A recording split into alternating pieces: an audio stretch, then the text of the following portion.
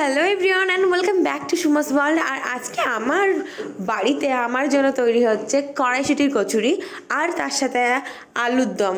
কিন্তু সব থেকে ইন্টারেস্টিং ব্যাপার হলো এই কড়াইশুঁটিটা না লাস্ট 4-5 মাস আগে এটা আমি ডিপ ফ্রিজ করেছি। যখন কড়াইশুঁটির দাম একদম কম ছিল তখন আমি এটা কিনে 5 কেজি ডিপ ফ্রিজ করা হয়েছে, যাতে যখন ইচ্ছে তখন মনে পড়লে কড়াইশুঁটির কচুরি খাওয়া যায়।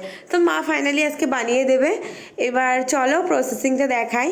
তো এখানে কড়াইশুঁটিগুলোকে নিয়ে মা ভেজে নিয়েছে লঙ্কা, হলুদ, নুন দিয়ে, আর তার সাথে 2 কোয়া রসুন দিয়েছিল ফ্লেভারের জন্য দিয়ে। আর এখানে সাবধানে পুরটাকে ভরে বেলতে হবে, কারণ ওই বেলার সময় না যদি ফেটে যায় একবার তাহলে তো কড়াইশুঁটির কচুরি তেলে চুপচুপে হয়ে যাবে, ফুলবেও না। আর এখানে সাবধানে বেলাও শেষ, আমার মামাকে দিয়ে দিয়েছে, আমি ভাজছি। আর এখানে বাবাও হেল্প করছিল।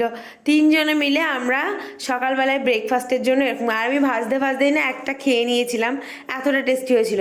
আর তারপরে আলুর দমটা আমি করেছিলাম, করার পরে কড়াইশুঁটি দিয়ে আলুর দম এনজয় করলাম।